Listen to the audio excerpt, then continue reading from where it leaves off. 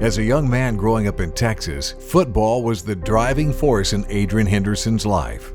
I actually came to Memphis by way of Trinity Valley Community College. We call ourselves the Valley Boys, or the Cardinals. So we always say birds up. Left Trinity Valley Community College and came to Memphis to play football here under Coach Fuente. It was a sunny day when Adrian and I met at the Avenue Coffee Shop near the U of M. One thing I learned quickly, Adrian overcame major medical obstacles to play football for the University of Memphis. Actually, when I was 13 years old, I did get diagnosed with multiple sclerosis. At Trinity Valley, I actually tore my quad in my sophomore season. Get to Memphis and, it's a new city. Dream is starting to come alive, per se, everything that I was aspiring to do. And probably within my first week and being here, I re-tear the quad that was injured in junior college. And there's another setback right there. Just a lot of my idols, the things that I was going after in my life were being kind of taken away from me, and I'm starting to have to look at myself, look at this team, look at this world, my life in general. I'm just wrestling with so much in my injuries to really try to find my true worth and what is my identity. And the Lord was starting to reveal that. Did not like the way that He was doing it, but I definitely thank Him on the back end for using those broken times.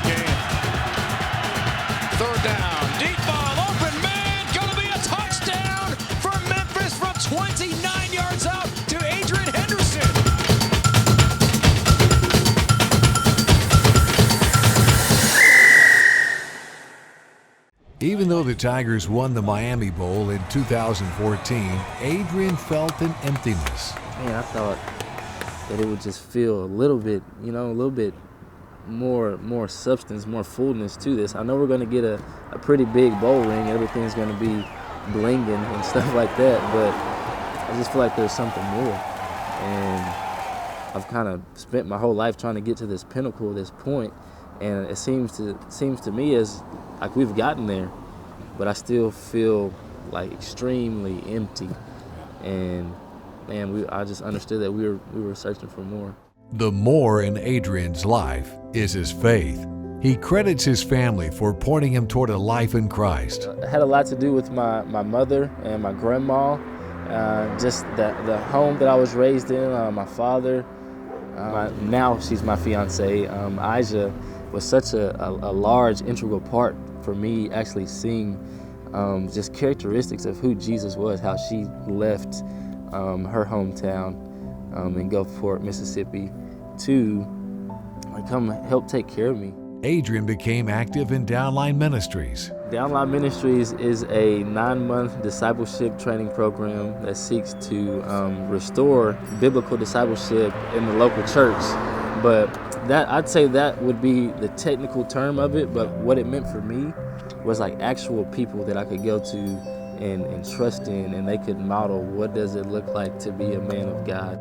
Today, Adrian is on staff with Downline Ministries, investing his life in others, introducing them to biblical discipleship.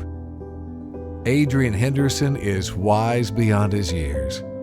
His faith allows him to view life's challenges through a biblical lens. As a follower of Christ, as a believer in Jesus, that we need to be aware and seek to understand the perspectives of other people.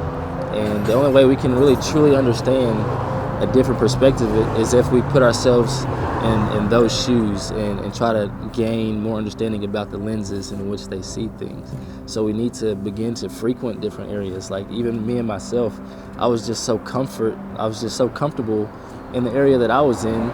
Being called to Downline, I've been able to be in a lot of different spaces, and a lot of people have loved me in those spaces.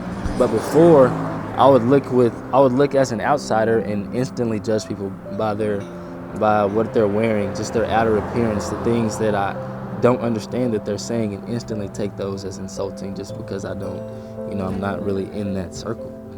But man, like ultimately, God he's sovereign over everything that is happening. And I can't always find a peace in that truth, but I also can't understand fully why he would allow me to be saved. Like, why would he grant me salvation, such a dirty vessel? Like, I'm not deserving of that in any way.